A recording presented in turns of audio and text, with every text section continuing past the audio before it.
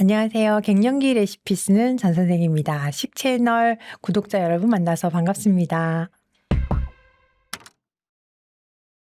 네, 갱년기에 이제 체중이 크게 불어나신 경험을 책에서 써주셨는데 몸이 당시에 어떻게 달라지셨는지 그 갱년기 증상이나 그때 당시 상황에 대해 좀 말씀해 주시면 좋을 것 같아요.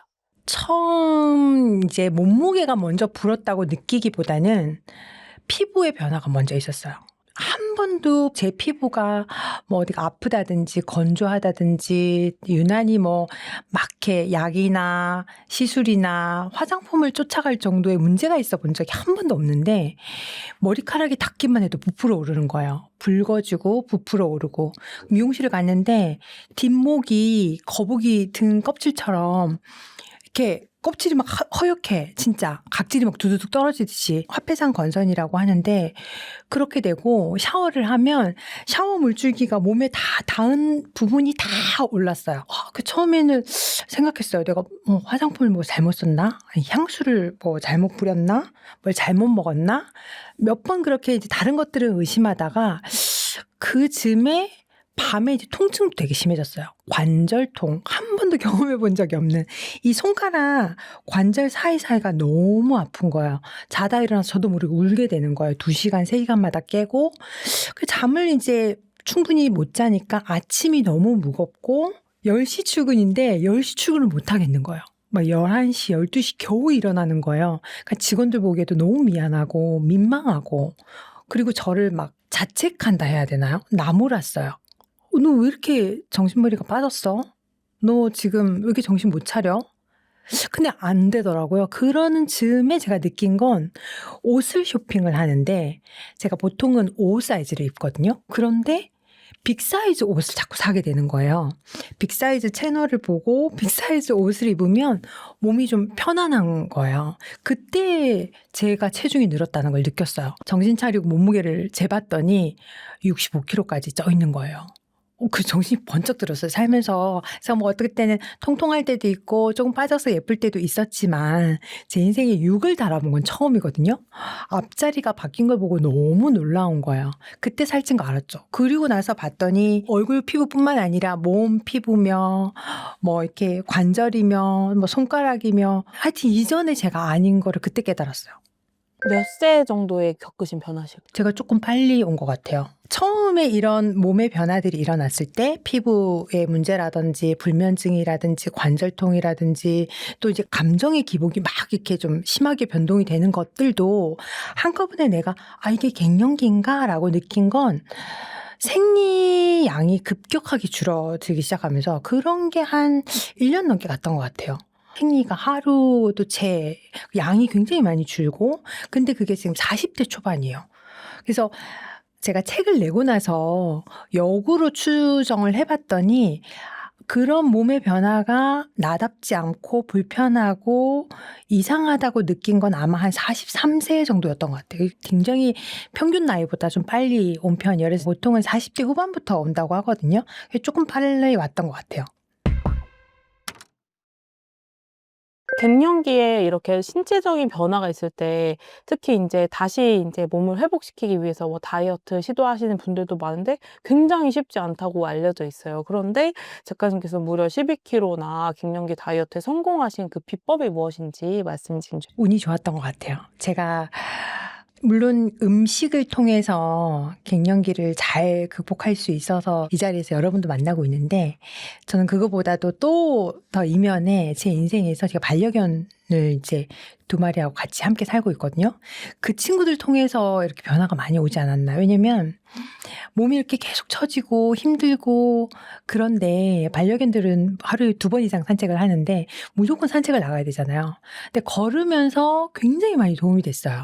그리고 인제 음식이 바뀌기 시작한 것도 바로 반려견들 때문이에요. 반려견들이 겨울에 고구마 간식을 먹는데 그날도 이제 여느 때와 다름없이 아침에 일어나서 모닝커피 한 잔 왜냐면 너무 잠이 안 깨고 피곤하고 하니까 늘 그냥 아무 생각 없이 커피 한 잔 마시면 또 빵이 먹고 싶잖아요. 빵, 떡, 면 먹고 싶잖아요. 그렇게 먹다가 이렇게 해서는 안 되겠다. 뭔가 바꿔야겠다라고 생각했을 때 저희 반려견들이 먹고 있던 강아지들의 그 간식인 고구마가 눈에 들어온 거예요. 근데 그 이전까지 저는 고구마를 별로 좋아하진 않았어요. 왜 그러냐면 고구마를 먹으면 진짜 한 입만 먹어도 목 막힌다고 하잖아요. 고구마 먹은 것처럼 답답하다고 하잖아요. 진짜로 한 입만 먹어도 답답하기도 하고 소화가 잘 안 되기도 하고 속이 쓰리고. 근데 이제 왜 제가 애기들이 먹는 고구마에 이제 집중을 했냐면 좋은 탄수화물이거든요. 우리가 에너지를 포도당으로 전환시키는 기본 재료는 탄수화물이라는 걸 너무 잘 아는데 샌드위치 먹고 빵 먹고 커피 마시고 맛있게 했던 그런 당들을 좋은 탄수화물로 바꿔야겠다. 라고 생각했을 때 고구마를 보고 이제 그런 생각들이 이어졌던 것 같아요. 그래서 고구마로 좋은 단백질, 두부, 콩 이렇게 생각하면서 그게 스프가 된 게 제 시그니처 레시피가 됐고 뭔가 좀 살아있는 음식을 먹어야겠다. 커피와 빵을 보면서 이대로는 안 되겠다. 이렇게 생각해서 그걸 시작했는데 너무 맛있는 거예요.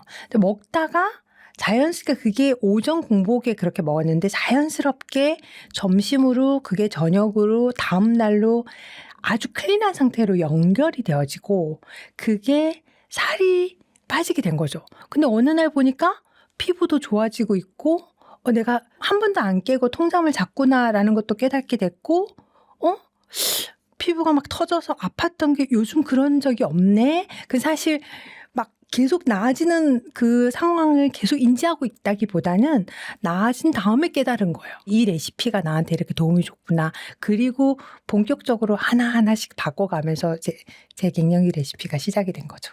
그럼 그렇게 고구마 두부 수프를 어느 정도 먹고 나서부터 변화가 좀 감지가 되셨나요? 네, 2022년 겨울 12월부터 2023년 1월, 2월에 제가 운영하는 그 자사몰 홈페이지에 일기 쓰는欄이 있어요. 거기에 고구마 두부 수프가 일주일에 한 번 이상 거론이 되더라고요. 그래서 제 생각에는 진짜 처음에 한 2주 정도는 집중적으로 먹은 것 같고요. 한두 달 정도에 몸이 진짜 많이 변화된 거를 느꼈던 것 같아요. 그 소통하시는 채널들이 많으시잖아요. 인스타그램도 있으시고 유튜브도 있으시고 그래서 요 식단을 접하시고 뭐랄까 간증 이런 고백하시는 분들도 많을 것 같아요. 그래서 좀 인상적인 그런 사례들을 좀 소개해 주신다면. 진짜 눈물을 흘렸던 사례는 이제 2023년 초에 제가 그 고구마 두부 수프를 열심히 먹고 몸이 변화됐다고 했잖아요. 사실 그때는 인스타그램을 안 할 때예요.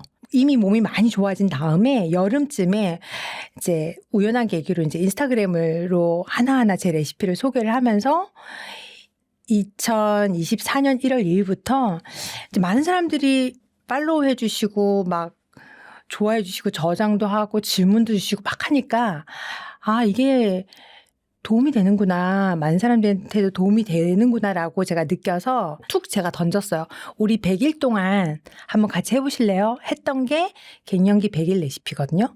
100일 프로젝트를 했는데 100일 동안 정말 하루도 안 빠지고 이제 제가 어떤 레시피를 매일매일 하루에 한 편씩 올렸어요. 올리고 나면 그 댓글에 1일차, 2일차, 3일차 하고 팔로우분들이 같이 해주는 거를 이제 증명을 했었는데 정말 하루도 안 빠지고 출석하셔서 열심히 하셨던 분은 한 분이 이 책에도 그분의 후기가 있어요. 근데 이거 제가 고른 것도 아닌데 있더라고요. 이 뒷면에, 책 뒷면에 보시면 이 식단을 하고 피부가 가장 많이 변화됐어요. 앞으로도 나 자신을 사랑하고 아낄 거예요. 라고 남겨주신 분이 이때는 100일 하고 나서 피부만 좋아졌다고 후기를 남겨주셨는데 100일 프로젝트가 끝나고 또 어느 정도 일정 시간이 지난 다음에 한 번 더 이제 팔로워분들이 하시고 싶다고 50일 프로그램까지 했는데요. 이 책에는 100일 프로젝트와 50일 프로그램을 했던 것들을 다 엮은 거거든요. 근데 이 책이 편집이 되고 나오기까지 1년이 걸렸으니까 100일 프로젝트 끝난 다음에 1년 동안 이때 이 후기를 남겨주신 분이 꾸준히 하셨다는 거예요. 그 우리 100일 프로젝트 때 함께 했던 그 레시피들을. 근데 책이 나왔다고 소개를 제가 이제 피드를 올렸더니 그분께서 선생님 너무 고맙습니다라고 장문의 메시지가 왔는데 살이 빠지고 뭐 피부가 좋아지고 저처럼 수면도 너무 좋아지고 불면증도 없어지고 관절통 뭐 그런 증상들도 다 너무 감동이긴 하지만 그거보다 저를 가장 감동시켰던 건 사춘기 따님이 계신데 되게 예민했었대요. 그러니까 본인도 몸이 너무 힘드니까 사실 갱년기와 사춘기가 싸우면 누가 이기나 막 이런 거 있잖아요. 너무 힘들었는데 몸이 변화되고 나서 그 사춘기 따님하고 친구가 됐다는 거예요. 그리고 본인이 직장을 다니면서 한 번도 이렇게 뭐 분위기를 띄운다든지 그런 성향이 아닌데 지금은 직장 내에서 분위기 메이커가 됐다고 저한테 너무 감사하다고 장문의 메시지 주셔서 그게 저는 너무 감동적이었어요. 왜 그러냐면 물론 뭐 살도 찌고 여러 가지 이 불편함들이 힘든 요소이기도 하지만 무엇보다도 몸이 힘들면 이게 감정 컨트롤이 안 돼요.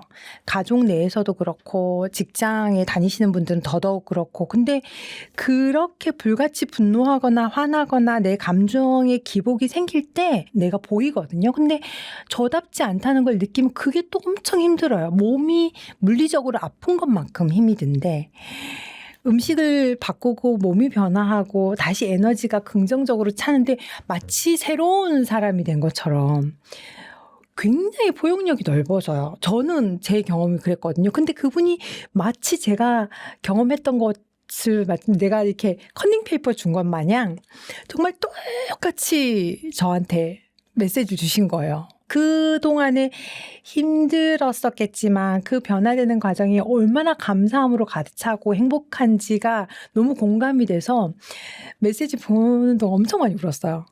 지금도 그분이 가끔 너무 응원한다고 항상 제일 먼저 오셔가지고 댓글 남겨주시는 게 가장 기억에 남아요. 그럼 이제 이 마법의 레시피가 정말 궁금하신 분들이 많을 텐데 그 제작 레시피를 한번 말씀해 주시면 좋을 것 같아요. 고구마 두부 스프는 고구마와 두부를 1대1 근데 두부 대신 콩을 사용하셔도 괜찮아요. 서리태, 대두, 또 병아리콩 사용하셔도 괜찮습니다. 근데 이제 우리가 구하기가 쉽고 쉽게 해 먹을 수 있는 건 두부기 때문에 고구마와 두부 그리고 물 1대1대1 믹서기에 갈아서 따뜻하게 데우시면 좋고요. 소금은 기호에 따라서 소금 간은 기호에 따라 근데 사실 소금 간을 하면 고구마의 당도가 더 올라와서 더 맛있게 드실 수는 있어요. 근데 약간 클린하게 드시는 분들은 사실 없어도 맛있습니다. 또 어떤 분들은 걱정 많이 하시는 게 두부의 비릿한 향이 날까 봐 걱정하시는데 저는 그걸 못 느끼겠더라고요. 근데 그렇다 하더라도 데우고 난 다음에 생들기름 한 스푼 또는 견과류를 뿌려주시면 고소한 맛으로 맛있게 드실 수 있어요. 그리고 물 대신 우유 넣어도 되나요? 라고 질문들 많이 하시는데 물만 넣으셔도 충분하고 사실 저는 유제품을 권하지는 않아요. 네, 이게 7가지 금지식품 중에 한 가지이기도 하거든요. 그래서 반드시 물을 넣으시고 또 어떤 분들은 고구마를 생으로 하나요? 삶아서 하나요? 이렇게 물어보시는 분 계신데 고구마 삶아서 냉동 보관해 두시잖아요. 그러면 전날 꺼내놓기만 해도 다시 데우지 않아도 말랑하고 쫀득하게 잘 녹아요. 그래서 삶아 놓고 냉동 보관해서 드시는 걸 추천드립니다. 두유는 그럼 괜찮은 건가요? 두유는 괜찮은데 조금 소화가 힘들 수도 있어요. 왜 그러냐면 두부 자체도 두유잖아요. 이게 제가 왜 고구마 두부 스프를 먹고 저는 성공했냐 여쭤보시잖아요. 고구마에 좋은 영양도 있었고 전 두부의 역할도 엄청나다 생각하거든요. 근데 단백질보다 더 중요한 건 저한테 포만감이었어요. 엄청나요. 포만감 때문에 고구마 두부 스프를 먹고 나면 사실 다른 게 막 땡기지가 않아요. 그 점심이 가벼워지고 그전에는 막 김치찌개, 뭐 순두부찌개, 뭐 커피와 디저트 이를 계속 연달아 끌어당기잖아요. 근데 고구마 두부 스프를 오전에 드시면 그런 것들이 생각나지 않을 정도로 굉장히 포만감이 있어요. 근데 오히려 거기에 두유까지 들어가면 자칫 소화가 좀 힘들 수 있고 대부분 또 갱년기 때는 위가 이미 약해져 있는 상태예요. 그래서 내가 소화력이 괜찮다고 하면 뭐 그 자체가 나쁘다는 건 아니니까요. 근데 저는 물로 시작하셔서 천천히 또 이제 주재료를 조금 응용하셔 가지고 거기에 당근을 넣거나 브로콜리를 넣거나 버섯을 추가하거나 요렇게 다양하게 지속 가능하게 드시는 걸 추천드립니다. 고구마를 많이 먹으면 오히려 살이 많이 찌는 레시피가 될 수 있다고 하셨는데 이유가 궁금합니다. 네. 양이 고구마를 두부보다 양을 많이 하잖아요. 그러면 일단 먹기가 좋죠. 맛있고 부드럽고. 그런데 아무래도 탄수화물이나 당이 조금 더 치중되기 때문에 무거울 수 있고 두부와 고구마를 1:1 두부를 조금 더 많이 하면 훨씬 더 무거워요. 살이 찌는 건 아니고 포만감이 훨씬 더. 근데 맛적으로는 조금 두부가 많으면 맛있다는 느낌은. 근데 중요한 게 뭐냐면 지속 가능해야 되거든요. 우리가 건강하게 먹고 내 몸을 변화시키는 레시피로 이제 여러분들이 실천하실 때는 이게 재밌어야 돼요. 너무 맛있고 너무 재밌고 이래야 지속하지 막 이렇게 참게 된다든지 누른다든지 줄인다든지 이런 것들은 제가 해보니까 금방 멈추게 되더라고요. 저는 제일 중요한 건 지속 가능해야 된다라고 봅니다. 책에 이 고구마 두부 스프뿐만이 아니고 다양한 건강 스프 레시피를 담아 주셨는데 이런 스프를 되도록 아침에 먹는 게 좋다고 하셨어요. 그 이유는 무엇인가요?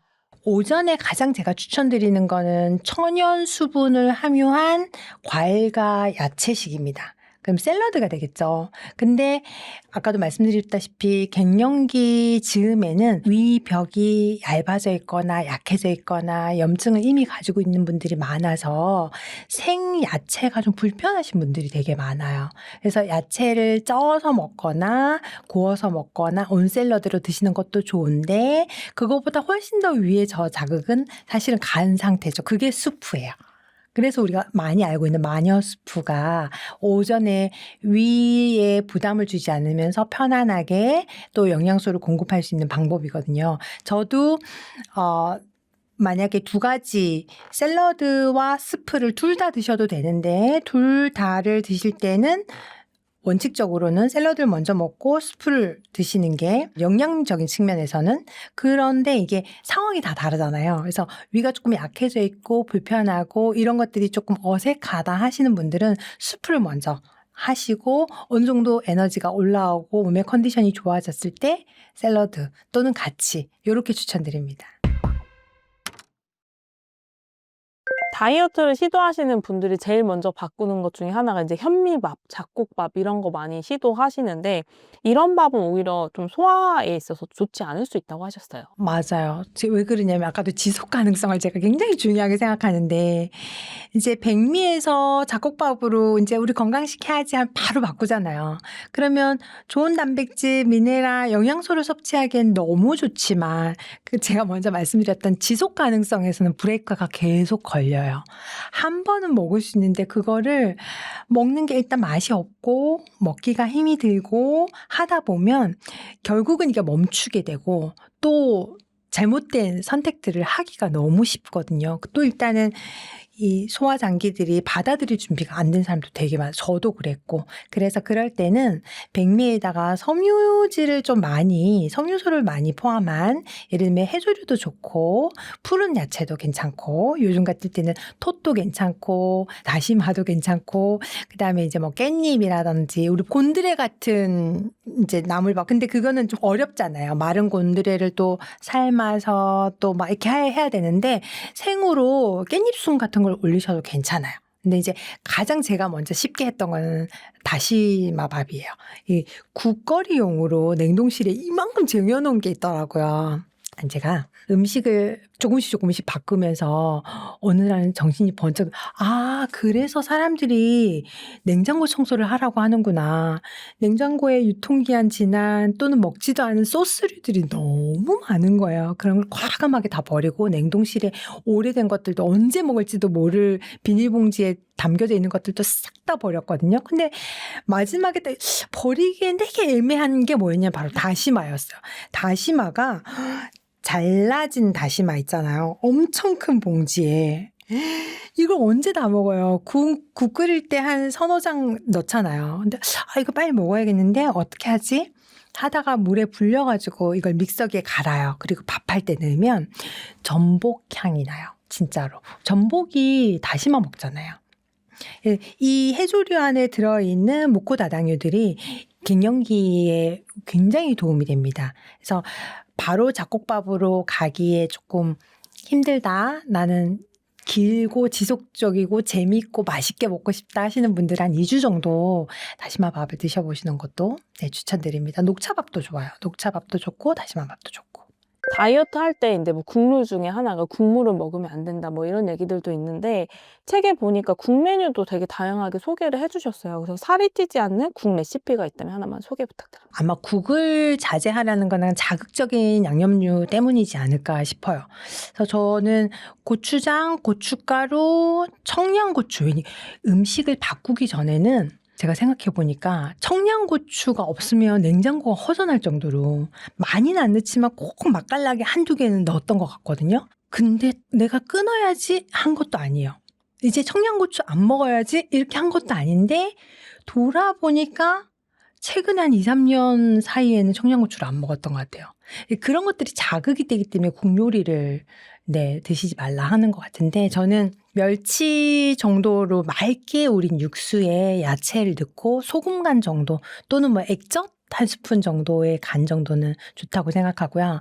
추천드리고 싶은 거는 면이나 밥 대신 양배추를 이용한 삼계탕 추천드려요. 그래서 닭을 깨끗하게 손질해서 삼계탕 티백 있잖아요. 한방 약재. 그거 티백 넣고 육수를 먼저 끓여서 닭을 삶아요. 그래서 닭을 빼내고 그 육수에 양배추 채를 넣어요. 그리고 소금 간 정도만 해서. 그래서 면이나 밥 대신 드시고 닭살 맛있게 발라서 드시고 국물 맛있게 드시고 네, 추천드립니다. 진짜 기력 회복에 너무 좋아요. 그렇게 먹으면 뭐 삼계탕이 보통 1000칼로리 정도 되는데 그 정도가 안 나오겠네요. 보통 삼계탕의 칼로리를 높여주는 요인이 찹쌀 또는 밥.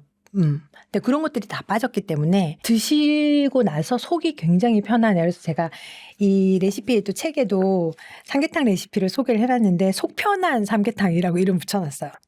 속을 든든하게 위는 편안하게 양배추 닭백숙 이렇게 돼 있네요. 이렇게. 요 레시피를 적을 때 우리나라 보양식은 대체로 되게 재료가 우수한 데 비해서 칼로리가 너무 높다는 것이 좀 아쉬운 점인데 거기에 주재료 찹쌀밥 대신에 양배추채를 넣으시면 칼로리는 낮추면서 든든하게 한 끼 드실 수 있어요. 그런 내용 그대로 제가 적어놨네요. 살을 빼려면 가장 먼저 인제 굶거나 아니면 식사량을 확 줄여야 된다 이렇게 알고 계신 분들이 많은데 그렇게 하는 시도가 별로 좋지 않은 방법이라고 생각하시는 이유가 있을까요? 갱년기에 대표적으로 우리가 알고 있는 게 바로 호르몬이 변화하는 거잖아요. 호르몬이 원래 어떤 역할을 했는지가 되게 중요해요. 그냥 호르몬이 변해서 몸이 아프다가 아니에요. 그러면 그 전에 있던 호르몬이 어떤 역할을 했느냐, 그게 우리가 알아야 되는 거거든요. 우리 몸에 있던 여성 호르몬이 줄어들어서 갱년기가 왔는데 갱년기 때 너무 아파 힘들어. 그러면 그 전에 우리 몸을 유지하고 있었던 그 여성 호르몬이 했던 역할이 뭐냐면 다 보호하는 역할이에요. 피부, 근육, 뼈, 관절 다 밸런스를 맞춰주고 보호하는 역할을 했는데 그게 없어진 거죠. 줄어든 거죠. 그러면서 무너져 내린 거예요. 그렇다면 우리 몸은 어떻게 해요? 살아야 되잖아요. 그래서 그냥 아무것도 안 해도 기본적으로 갱년기에는 몸이 자기의 생명을 유지하기 위해서 내보내지 않아요. 기본적으로 저장 모드에 들어가요. 그런데 거기에다가 음식을 줄인다. 음식을 통해서 우리가 얻는 건 영양소잖아요. 근데 음식을 줄이면 당연히 영양소도 줄겠죠? 그걸 줄이면 몸은 더 저장 모드로 들어가죠. 2단계 잠금장치가 되는 거나 다름이 없어요. 중요한 건 뭐냐면 영양소가 있는 걸 드셔야 돼요. 제일 중요한 건. 칼로리를 계산해서 몸을 줄이는 게 중요한 게 아니고 우리 몸이 필요한, 왜냐면 갱년기에는 그 이전에 여성 호르몬이 했던 역할이 사라졌잖아요. 그러면 그 역할을 어떻게 대체하냐면 음식을 통해서 대체하거든요. 그래서 좋은 영양소를 먹어야 되는데 그 이전에 먹었던 방식과 달라야 하는 게 이런 거예요. 영양소가 필요한데 그러면 영양제를 막 많이 먹으면 되지 않느냐. 우리 몸은 살아있는 효소, 살아있는 음식을 먹었을 때만이 움직여요. 하나의 원인으로 하나의 재료로만 몸은 움직이지 않거든요. 다 유기적으로 연결되어져 있기 때문에. 그래서 칼로리를 계산해서 음식을 줄이는 거는 굉장히 위험하다. 영양소를 충분히 드셔야 된다. 그냥 정상적으로 먹어도 몸이 저장 모드로 들어가는데 줄인다? 완전 저장 모드. 그래서 움직이지 않는 몸이 되는 거예요. 그 저장을 많이 하는 공간 중에 하나가 또 뱃살인 것 같아요. 중년에 이제 중년 갱년기 뱃살 이걸로 고민하시는 분들도 많은데 이렇다면 이 뱃살 부분은 특히나 더 빼기가 힘든데 어떻게 좀 접근을 하는 게 좋을까요? 갱년기 이후에는 뱃살에 왜 저장을 하냐면 여기에서 호르몬을 만들어요. 여성 호르몬이 줄었잖아요. 근데 살아야 되잖아요. 생명을 유지해야 되기 때문에 대체가 어디냐면 이 뱃살 지방이에요. 뱃살 지방에서 소량의 여성 호르몬을 만들어내기 때문에 기본적으로 아주 건강하게 드시는 분들도 여기는 생명 유지를 위해서 필요한 곳입니다. 근데 이걸 억지로 빼겠다? 아까 말씀드린 것처럼 빼겠다가 아니라 더 많이 저장하지 않아도 내가 나에게 충분히 공급하겠다라는 걸 안심시켜 주셔야 돼요. 그래서 살아있는 음식을 드셔야 되고 사실은 영양소가 없는 음식 또는 우리 몸이 어떤 음식을 먹으면 그걸 100%다 흡수하는 게 아니잖아요. 살아있는 영양소는 흡수를 하고 찌꺼기들이 있잖아요. 몸 밖으로 내보내야 되는 것들 있잖아요. 그거는 에너지 대사를 통해서 해독, 내보내야 되는데 너무 내보내기 까다로운 것들, 불편한 것들, 힘들게 내보내야 되는 것들을 먹으면 몸이 더 힘들죠. 그러니까 숙제가 이만큼 쌓이는 거예요. 그래서 그런 원리를 저는 좀 사실은 말씀드리고 싶어요. 처음에 이 갱년기 다이어트 책 제목 정할 때요.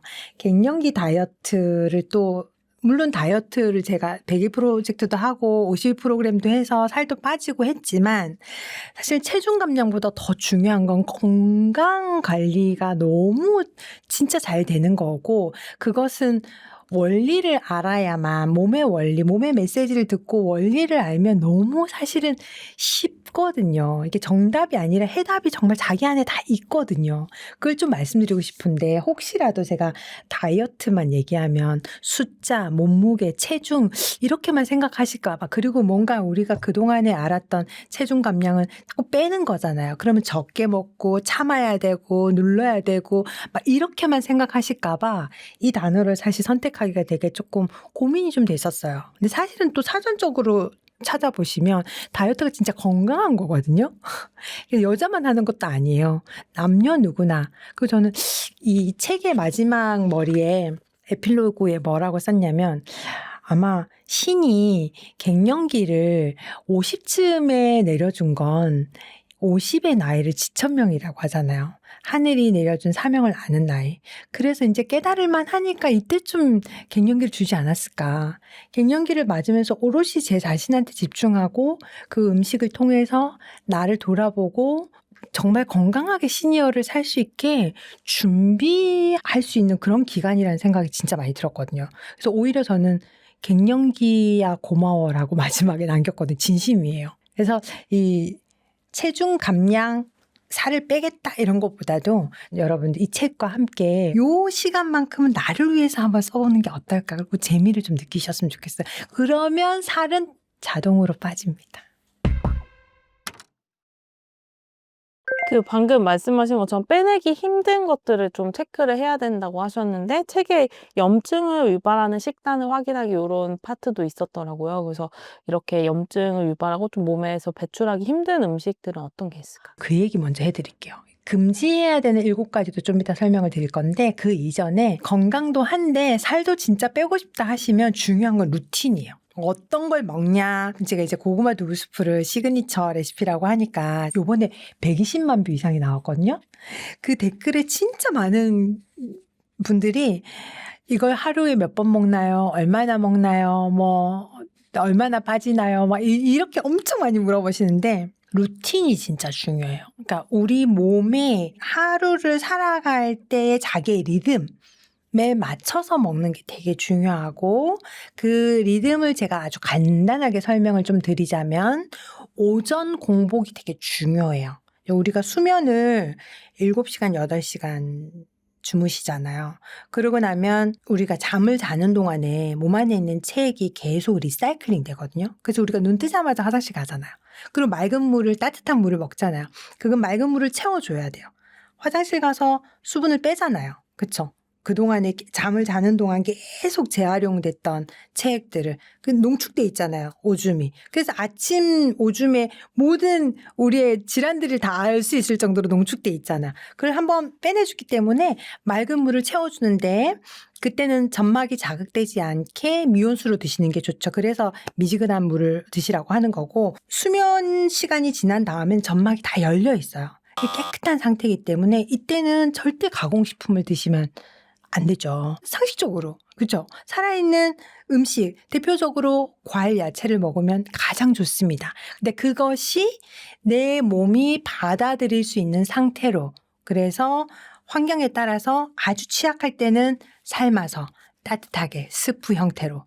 근데 내가 살아났어. 괜찮아. 그러면 완전히 생 샐러드도 나가 받아들일 수 있는 거죠. 그래서 오전 시간에는 그렇게 천연수분, 과일과 야채가 많이 가지고 있는 천연수분을 드셔주시는 게 좋고 거기에 이제 빠져야 될 것들이 가공된 양념류들 이런 거 쓰지 마시고 원재료가 가지고 있는 단맛들을 충분히 느껴보시는 샐러드를 추천드립니다. 제가 추천드린 단짠초유 샐러드 뒤에 가서 한 번 더 설명을 드릴 건데 그렇게 오전은 채우시고 본격적으로 낮에 우리가 활동을 하잖아요. 그런 에너지는 점심때 채우시는 거예요.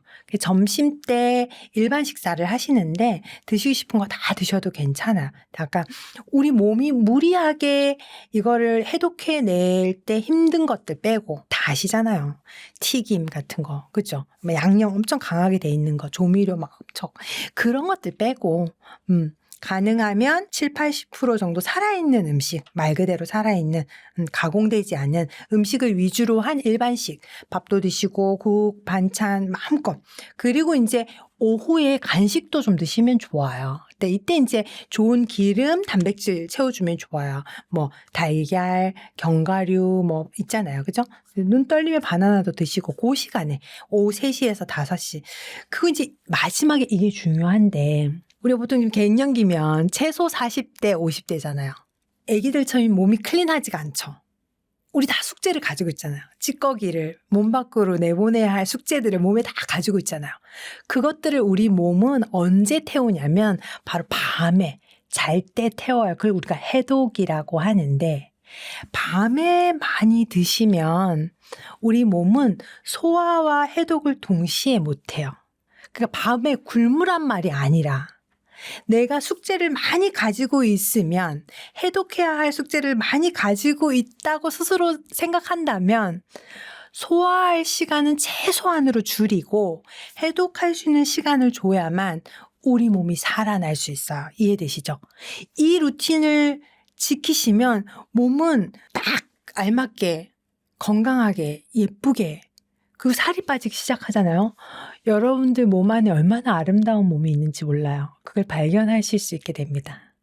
그리고 중요한 건 7가지 금지해야 되는 식품. 그게 뭐냐면 이제 염증을 유발하는 거예요. 그러니까 저녁에 해독할 때 해독도 방해할 뿐만 아니라 몸에 염증을 계속 쌓게 하고 자극하고 불꽃을 만드는 것들이 우리 여러분들 다 알고 계시는 단순당들. 그렇죠? 가공식품들. 그런 것들 이제 책에 7가지가 소개가 되어 있어요.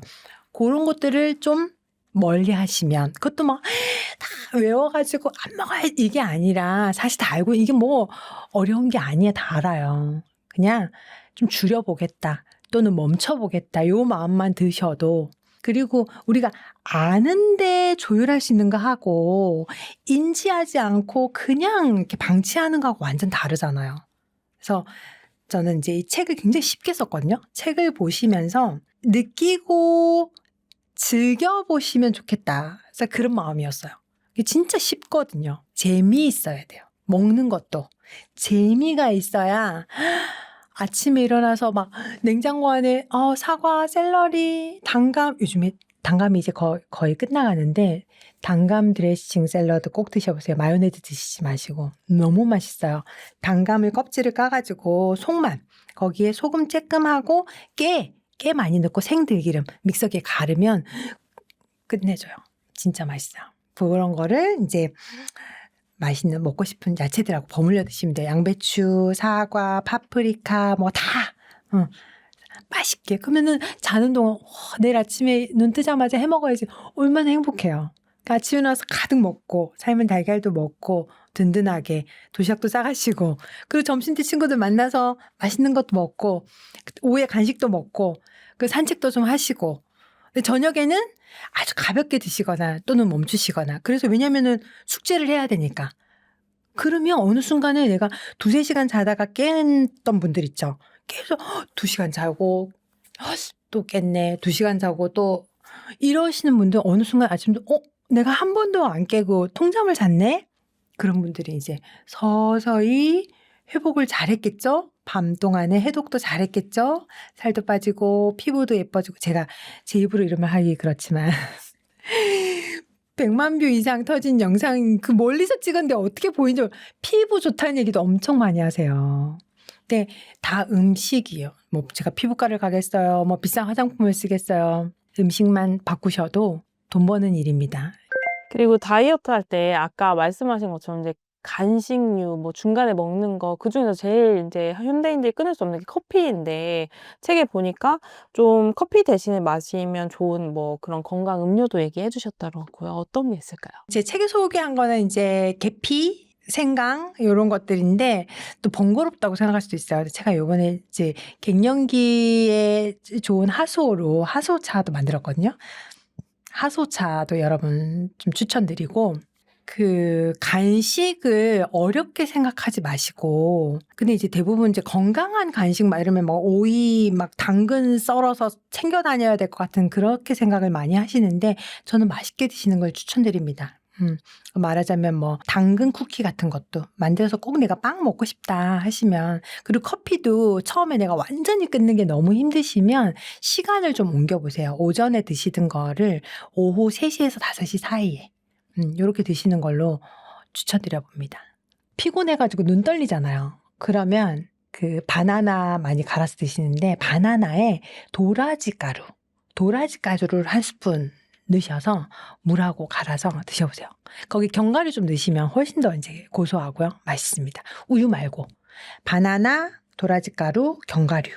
조금 내가 간을 조금 하고 싶다 소금 조금 안 하셔도 괜찮아요. 진짜 맛있어요. 40대 이후에 또 중년 이후, 갱년기 이후에 당뇨로 고생하는 분이 굉장히 많은데요. 당뇨와 갱년기의 핵심이 체내 수분 부족이라고 말씀해 주셨어요. 그래서 이거 좀 자세히 설명해 주시면 좋을 것 같아요. 그 얘기 먼저 드릴게요. 여자의 일생에서 물이 가장 필요한 시기가 2곳이 있어요. 첫 번째가 임신기, 2번째가 갱년기. 왜 그러냐면 물은 생명을 만들어내는 원천이거든요. 그래서 생명을 만들어내는 임신기에 물이 엄청 많이 필요하고 2번째는 우리가 지각 변동이 일어나죠. 갱년기 때 호르몬이 줄어들면서 몸을 보호하고 있던 그 호르몬의 정체가 사라지면서 몸 전체가 근육, 뼈, 혈관, 뇌 다 만약에 정상적으로 아주 건강한 상태임에도 갱년기가 오면 흔들리는데 더 많이 흔들리는 경우는 어떤 경우냐면 갱년기 이전에 20대부터 40대 갱년기가 오기 전까지 건강함을 좀 잘 챙기지 못하신 분들, 많이 놓치고 있었던 분들은 우리 몸은 갑자기 아프지 않거든요. 서서히 무너졌다가 탁 터지는 거예요. 근데 서서히 무너져 오시던 분들이 갱년기를 만나면 그 파도가 훨씬 더 커요. 그때 물의 양이 훨씬 더 많이 그분들한테 필요해요. 왜 그러냐면 우리 몸은 생명 유지에 필요한 장기에 물을 제일 먼저 보내요. 심장, 간, 허파 없으면 어떡해요? 당장 우리가 멈추잖아요. 대신에 피부, 모발, 호르몬, 관절은 조금 아파도 우리가 살 수 있어요? 없어요? 생명하고 상관없죠. 그래서 몸은 이거는 그냥 본능이에요. 우리 몸은 생명 유지에 있어서 중요한 장기에 수분이 부족하면 피부, 모발, 호르몬, 관절에 있는 수분을 빼서 옮깁니다. 그래서 갱년기에 그런 문제들이 다 생기는 거예요. 피부 트러블이 생기고 불면증이 생기고 관절통이 생기고 살이 찌고 당을 끌어오고 그게 사실은 수분이 부족하기 때문에 또는 수분을 채우면 그런 증상들이 해결이 되는 경우가 많아요. 그래서 제가 당뇨뿐만 아니라 어떤 경우라도 제일 먼저 나에게 수분은 충족한가라고 스스로 챙겨보는 거는 그건 기본이라는 거죠. 기본. 거기다가 갱년기에는 이제 호르몬 변화가 일어나면서 당을 엄청 끌어들여요. 그래서 대부분 갱년기를 기점으로 당뇨 판정을 받으신 분들이 굉장히 많아요. 제 책 보시고 지금 실제로 교보문고의 그 리뷰에 있는데요. 공복 혈당 장애가 있으신 분이 제 책을 보고 혈당이 원래 110 이상 가셨던 분이 100 이하로 떨어진 거를 본인이 그 이전에 혈당 측정한 거랑 드셨던 음식이랑 떨어진 혈당 측정기 사진을 같이 올리셨더라고요. 그래서 음식이 사실 약이에요. 근데 평상시에 의식하지 않고 그냥 드셨던 것들을 책을 보면서 하루에 한 끼, 두 끼를 챙겨 드신 것만 아마 달라졌을 거예요. 그쵸? 그것만으로도 우리 몸은 항상 일정하게 유지하려고 하는 항상성, 호메오시스라는 항상 일정하게 유지하려고 하는 항상성의 원리가 있어요. 그래서 너무 높아도 안 되고 너무 낮아도 안 되고 면역의 기능이라는 것도 너무 높아도 그게 질환이에요. 너무 낮아도 질환이 되고요. 균형을 맞추는 거예요. 그 균형을 맞추는 거가 음식만이 할 수 있는 거예요. 음식만이. 그래서 지금 당뇨 때문에 걱정 살짝 하시는 분들 또는 이미 진행돼서 약을 드시는 분들, 약도 약이 치료제가 아니잖아요. 고혈압 약, 당뇨 약이 치료제가 아니잖아요, 여러분. 그렇죠? 그것들을 치료할 수 있는 건 음식밖에 없어요.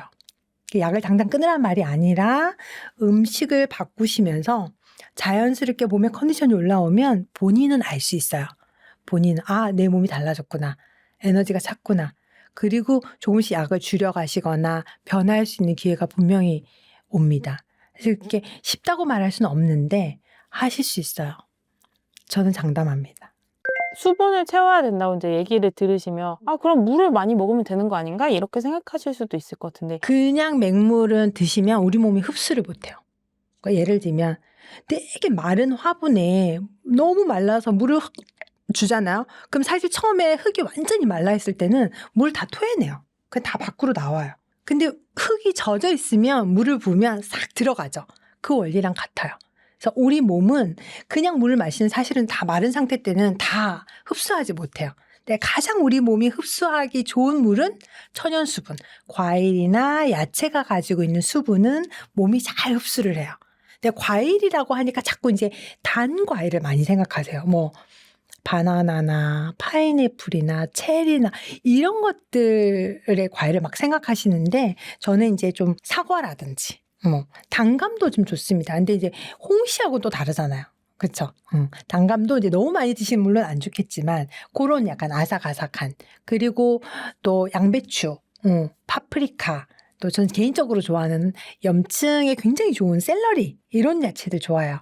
그런 과일 야채들을 상큼하고 약간의 단맛이 있고 그리고 제가 추천하는 샐러드 단짠 초유 샐러드 그게 뭐냐면 단이 과일과 야채가 가지고 있는 단맛 그다음에 소금 약간의 짠맛 그다음에 초 레몬즙 뭐 염증을 해소해주는 이제 오메가3가 많이 들어가 있는 생들기름 국내산 생들기름 이런 것들 그것도 질문이 올리브유 넣어도 되나요? 안 되나요? 넣어도 되죠. 좋은데 이제 저는 기본적으로는 국내산 생들기름 더 추천드립니다. 올리브유는 오메가3, 6 균형이 잘 맞은 또 좋은 기름이고 생들기름은 오메가3가 굉장히 풍부해요. 그래서 전 추천드립니다. 둘 다 사용하셔도 괜찮아요. 그래서 다른 인공 조미료 드레싱 사용하지 마시고 그 정도만. 그리고 생레몬 쓰면 좋지만 요즘에도 레몬즙 많이 잘 나오잖아요.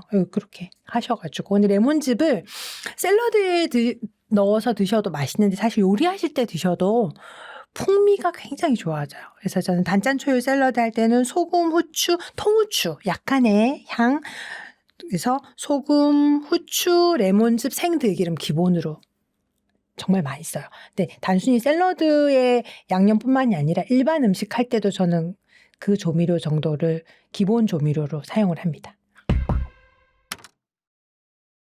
그럼 당뇨 증상이 있거나 이제 혈당이 높으신 분들이 "과일 절대 먹으면 안 돼." 이렇게 하는 게 오히려 틀린 얘기일 수가 있겠네요. 과일의 종류에 따라 다르죠. 과일 너무 좋은 거예요, 여러분. 과일이 가지고 있는 천연 효소는 우리 몸을 살릴 수 있다고 생각을 해요. 그래서 과일이 무조건 나쁘다가 아니라 과일의 종류, 과일을 드시는 시간이 되게 중요해요. 과일은 공복에 드셔야 됩니다, 여러분. 다른 음식 가득 먹고 디저트로 먹으면 과일이 어떤 역할을 하냐면 잘 썩기 위한 발효제 역할을 해요. 그래서 공복에 드셔야 여러분들의 깨끗한 점막에 진짜 좋은 비타민, 효소, 미네랄을 공급해 줄 수가 있어요.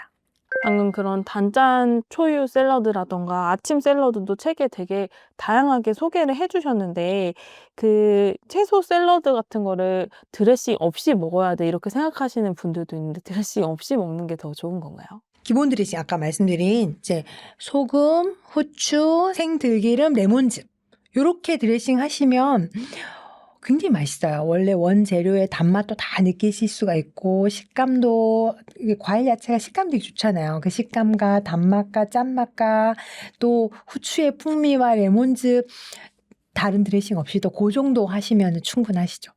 그리고 요즘에 이제 뭐 외국산 채소들, 샐러드용 전문 채소들 이런 게 많은데 책에서 굳이 그런 채소를 고집할 필요가 없다고. 첫 번째 이유는 구하기 쉬운 야채. 내 주변에 마트에 시장에서 쉽게 구할 수 있는 재료가 저는 가장 좋다고 생각하고 제철 재료.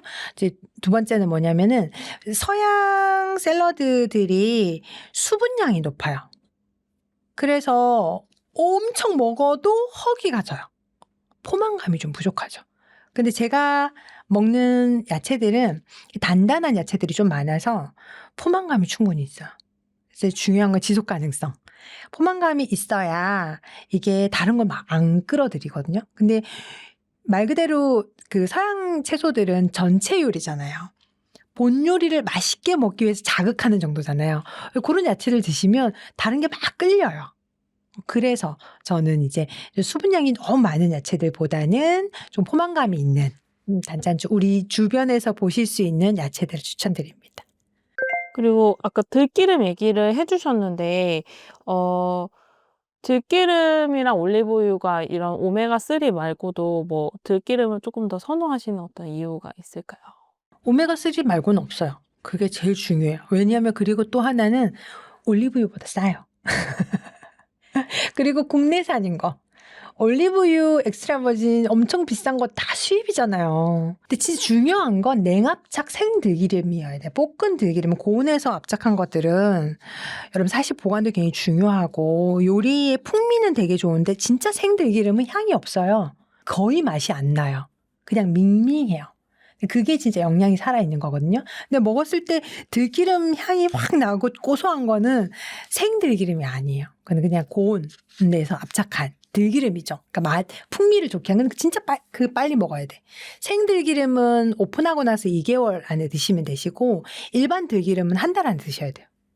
그리고 요즘 뭐 올리브유가 좋다, 레몬즙이 좋다 이렇다 보니까 이거를 섞어 가지고 아침에 이런 샷 잔에 이렇게 마시는 그런 음용법이 유행이더라고요. 이런 건 어떻게 보세요? 좋겠죠? 그런데 저는 공복에 좀 자극적이라고 생각을 해서 샐러드로 드시거나 수프로 드시는 게 어떤가 싶어요. 왜냐면 실제 단짠초유 샐러드도 거기에 생들기름, 레몬즙 다 들어가잖아요. 그리고 과일 야채가 어우러져 있고 그리고 스프에도 생들기름 토핑하고 먹거든요. 레몬즙 하셔도 되고요. 볶음 샐러드는 레몬즙으로 실제로 익혀요. 그렇게도 드셔도 되니까 너무 자극적이지 않을까 약간 저는 근데 나쁘진 않다고 생각합니다.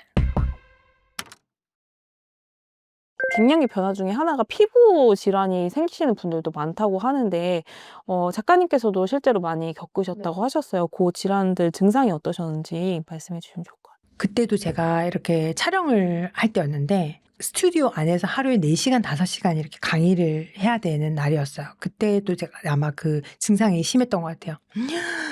어느 정도였냐면은 이렇게 거울로 보면은 진짜 마른 바닥에 논바닥이 갈라지는 것처럼 정말 어떻게 표현을 못하겠어요. 입술에 침이라도 바르면 막 따가워요. 불이 난 것처럼 따갑고 막 갈라지고 아 이런 게 건조하다고 하는 거구나. 진짜. 그리고 이제 샤워 줄기만 닿아도 몸이 다 부풀어오르고 지금 제가 머리카락 아주 짧게 잘랐는데 이것도 갱년기 오고 레시피 바꾸고 하면서 저한테 변화가 뭐냐면 염색을 끊고 파마를 끊고 머리를 짧게 자르고 샴푸를 쓰지 않고 이것도 다 바꾼 건데요. 그때는 머리카락이 좀 길었거든요. 이렇게 닿기만 해도 부풀어 오르고 뻘겋게 되고 가렵고 따갑고 원인 이유 없이 터지고 피나고 말을 설명할 수 없어요. 근데 사실 그게 다 수분 부족이에요. 제가 방금 설명드린 것처럼 수분 부족입니다. 그래서 올바르게 재료로 잘 드시면 정말 깜짝같이 없어집니다. 언제 그랬냐는 듯이 촉촉해지고 없어지고 맑아지고 예뻐져요. 진짜로. 그럼 갱년기 증상 중에 하나로 탈모도 얘기해 주셨는데 탈모도 같은 원인일까요? 탈모하고 새치머리가 나는 게 에너지가 사실은 부족한 증상이라고 보거든요.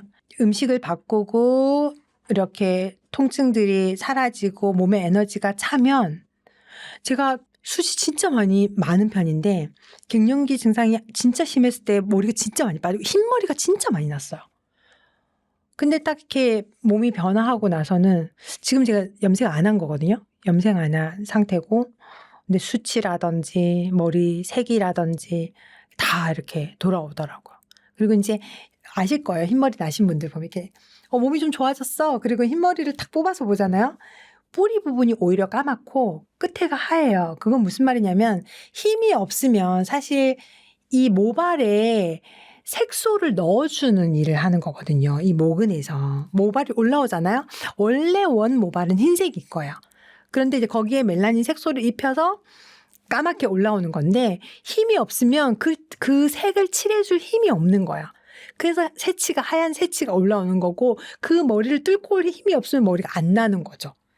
근데 에너지가 채워지면 머리숱도 좋아지고 흰머리가 까맣게도 이제 올라오는 거죠. 하수오를 먹는 게 이제 그런 원리거든요. 기혈을 보충해주는 홍삼과 같은 역할을 하는 거거든요. 그러니까 우리가 음식으로 그런 에너지를 채우자 이런 거야. 그래서 갱년기 레시피는 살아있는 음식을 통해서 뭐 어떤 약이나 뭐 영양제나 또 뭐 딱 하나의 레시피가 이게 아니라 몸의 원리를 알고 내 주변에서 제철에 흔히 구할 수 있는 재료로 내 몸에 맞는 조리법이 정말 쉽고 간단해요. 그래서 한 번만 이렇게 책을 보시면 아 이렇게 하는 거구나. 그거 누구든지 이 지금 영상을 보고 있는 여러분들 다 하실 수 있어요. 남자분들도 사실은 요리를 한 번도 해보지 않은 남자분들도 제 책을 이렇게 한 번만 컨닝하시면 아 나도 할 수 있겠네. 너무 쉽다. 그리고 드셔보시면서 중요한 건 지속 가능성. 너무 맛있네? 생각보다 이게 하루, 이틀, 3일 이렇게 일주일 드시다 보면서 내 몸이 변하는 걸 느끼는 거죠. 아, 이래서 음식이 중요하다 하는구나. 근데 막 어려운 음식을 막 배워서 하는 게 아니라 내 주변에서 구할 수 있는 아주 이런 쉬운 재료로 아주 간단한 조리법으로 내 몸을 살릴 수 있구나. 그걸 여러분들이 한번 경험해 보셨으면 좋겠다 해서 책을 쓰게 된 거랍니다. 그 책에 보니까 그 해독에 좋은 항산화 식재료도 몇 가지 소개해 주셨더라고요. 그런 것들은 어떤 것들인지 말씀해 주시면 좋을 것 같아요. 제 개인적으로 대표적으로는 브로콜리. 이 레시피를 제가 본격적으로 하기 이전에는 브로콜리 식당 가면 쪄가지고 초고추장에 찍어서 먹는 게 다였잖아요. 근데 이제 레시피를 하고 나서 제가 너무 아까운 거예요. 이렇게 맛있는 식재료를 왜 초고추장이 물론 맛은 있는데 그 당이 다 들어가 있잖아요. 자극적이고. 근데 그냥 드셔도 너무 맛있어요. 진짜로. 그리고 제가 아까 아주 기본적으로 소금, 후추, 레몬즙, 생들기름 요 정도. 그리고 샐러드에 그냥 넣어서 포함해서 드셔도 되고, 샐러드가 생 샐러드, 온 샐러드, 구이, 뭐 볶음 다 가능하거든요. 그래서 다양하게 응용해서 드실 수가 있어요. 브로콜리를 추천드립니다. 이런 어떤 식재료, 살아있는 재료를 드시고 그럼 아까 말씀하신 작가님의 피부 질환 증상은 뭐 어느 정도 후에 나아지게 되셨나요? 살이 만약 예를 들어서 제가 한 13kg를 빠졌어요. 한 절반 이상 빠졌을 때부터 못 느꼈던 것 같아요. 그 통증들을. 다 못 느꼈던 것 같아요. 불면증, 관절통, 피부, 모발 그 다 못 느꼈던 것 같아요. 그 재밌었었어요. 이미 그때부터는 운동이 막 하고 싶은 거예요. 몸이 막 가벼워지니까 뛰고도 싶고 막 잘 안 되지만 스트레칭 막 하고 싶고. 그래서 저는 지금 갱년기 다이어트를 맘먹고 내가 하겠다 하신 분들은 처음부터 무리하게 운동하는 것도 비추천드려요. 관절에 무리가 많이 가고 몸이 손상될 수도 있기 때문에 처음에는 음식으로 먼저 조금씩, 그리고 어느 정도 몸이 가벼워지고 에너지가 차면 자연스럽게 뛰고 싶어지더라고요. 그 전까지는 많이 걸으시라고 추천하고 싶어요. 걷는 게 운동이 안 된다 요즘 막 얘기 많이 하는데 맞는 말인데, 우리가 필요한 시기가 있잖아요. 지금 이미 몸이 너무 많이 힘들고 아침에 일어나는 것도 힘들고 무겁고 나답지 않고 기분이 우울하고 아무것도 하기 싫고 짜증나는데 억지로 뭔가를 막 이렇게 하기보다는 가볍게 걸으시고, 그리고 집안에 환기를 자주 하세요. 하루에 2번 이상. 의외로 우리가 이산화탄소 수치가 높아지면 몸에 이 기운을 계속 떨어뜨려요. 그래서 집안에 계시는 분이라면 환기를 자주, 창문을 10분 이상 열어서 환기를 자주 시키거나 산책을, 밖으로 나가서 10분 이상 산책을 자주 하시고, 그런 걸로. 그리고 음식 바꾸시면서 채소는 저는 2주 정도만 해보셔도 몸이 변한다 생각하는데요. 정말 조금만 더 이제 집중하시면 뭐 1-2달 정도. 그럼 벌써 바뀌어 있죠. 누구라도.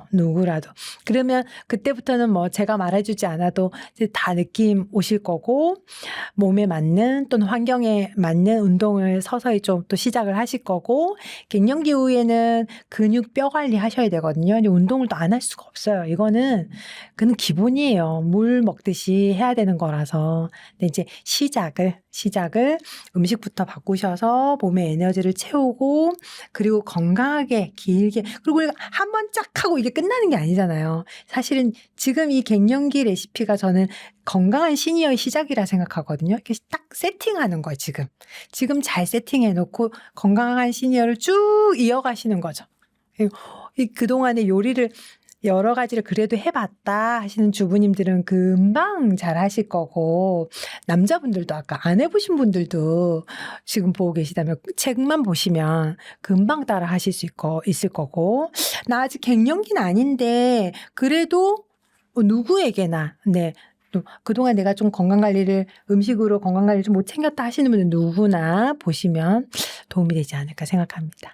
방금 말씀하신 것처럼 그 노후에 이제 근감소증 이런 것 때문에 근육량 챙기는 것도 굉장히 중요한 미션 중에 하나인데, 고기를 좀 먹기 힘들어 하시는 분들도 많으시잖아요. 그래서 고기를 대신할 수 있는 단백질 원 식재료는 뭐가 좋을까요?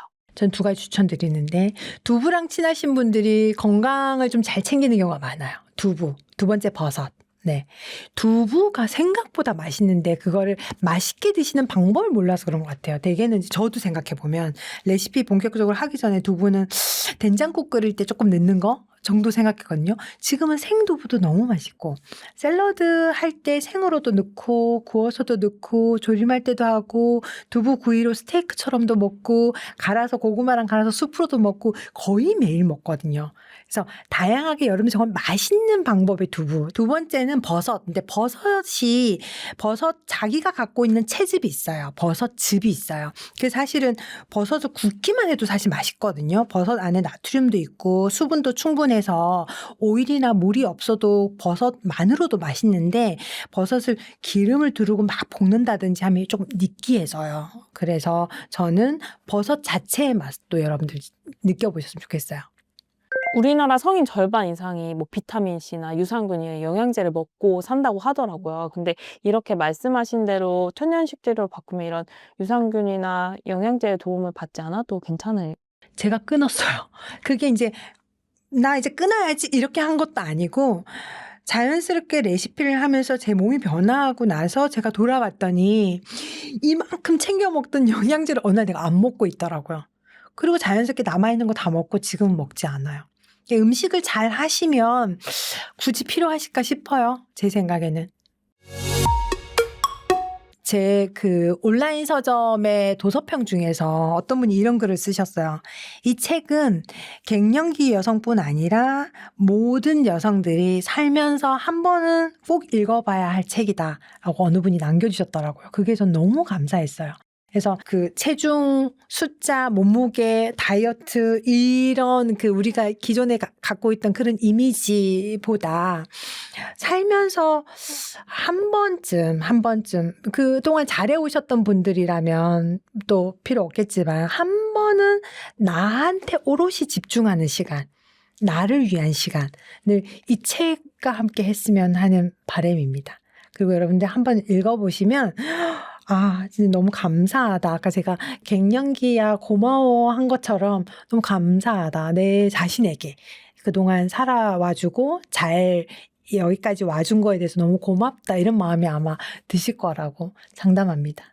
읽어보시고 궁금한 점 있으시면 제 인스타그램이나 유튜브 전선생 부엌 또는 전선생 레시피 검색하시면 인스타그램이나 제 유튜브로 오실 수 있거든요. 언제든지 오셔서 메시지 남겨주시면 성심성의껏 여러분 도움드리는 말씀 꼭 드리도록 하겠습니다. 그리고 이렇게 초대해 주셔서 너무 감사드리고요. 만나 뵙게 돼서 영광입니다. 그리고 기회가 되면 또 불러주세요. 감사합니다.